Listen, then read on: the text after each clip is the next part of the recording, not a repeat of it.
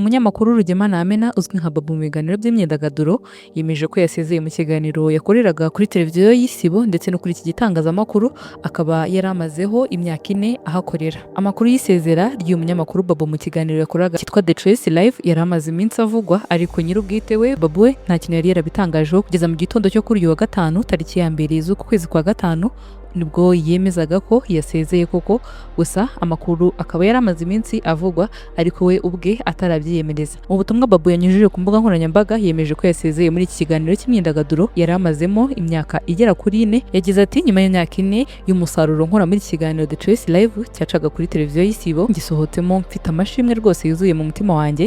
Yakomeje kandi avuga ko ngo abaturage ndetse n'itsinda ryose bakoranaga nabo abashimira, cyane cyane Philipita umunyamakuru bakoranaga muri iki kiganiro kuba ngo yaramugiriye icyizere. Yamushimiye cyane ko byamugize uwo ari ubu ngubu kandi ko azakomeza kubizirikana. Muri ubwo butumwa rero akaba yakomeje amushimira by'umwihariko ashimira uyu munyamakuru Philipita.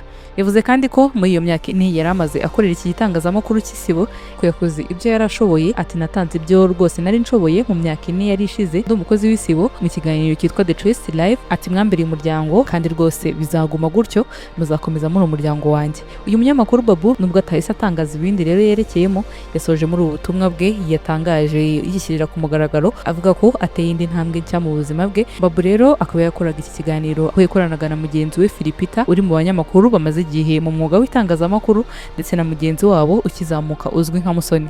Uyu munyamakuru wasezeye mu kiganiro The Live yari yarakinjiyemo kandi mwaka 2022 ubwo yasimburaga Clement wari waramaze gushinga YouTube channel yiwe akaba ari yajya gukoreraho. Ubwo rero nibwo Babu yazaga agasimbura Clement hano ku Isibo Tv muri iki kiganiro cya The Live. Nubwo Babu rero atitangarije ibyo agiyemo, gusa nanone amakuru avuga ko Babu yabagiye gukomereza ibi bikorwa bye muri kampani yashinze yitwa RYAHINDURA, irimo igitangazamakuru cyitwa RYAHINDURA News ndetse n'ibindi bikorwa by'ubukerarugendo. Babu rero muri iki kiganiro nawe yari umwe mu banyamakuru bari bakunzwe cyane kandi no hanze y'iki kiganiro akaba yarasigaye afite igikundiro cyangwa se amaze kumenyekana nk'umunyamakuru rwose. Yari amaze kubaka izina nk'umunyamakuru wari ubimazemo igihe kirekire nk'uko yabigitangarije, avuga ko yari abimazemo igihe cy'imyaka 4. Aherutse gutangaza ko ubwo yatangiraga gukorera kuri iki kinyamakuru cy'Isibo kuko icyo gihe ngo yari mu ruhirahiro, ubwo yari afite amahitamo 2 kuko ngagitangirira gukorera kuri iki gitangazamakuru yaje kubona akazi kari kuzamuhemba amafaranga menshi ugereranyije n'amafaranga yari agiye gukorera ahangaha ku Isibo. Akimara ibyumweru 2 atangiye gukorera ku Isibo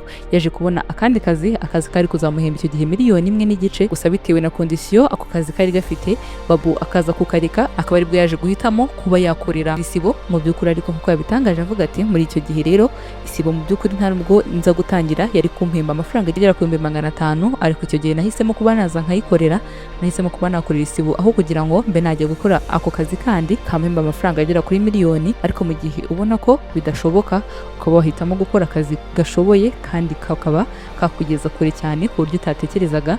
None nawe rero ubu ngubu kuri uyu munsi tariki ya 2 z'ukwezi kwa gatanu nawe agiye mu banyamakuru basezeye igitangazamakuru. Bigaragaza kandi ko nubwo asezeye kuri ikinyamakuru kashobora nawe kuba afite ibindi agiyemo byerekeranye no kuba yakikorera nk'uko yabitangaje avuga ati shobora kutangirira ahantu hatarenze cyane ariko ukaba wagera kure cyane. Reka ngushimire, dukomeze guhurira no mu yandi makuru agiye atandukanye.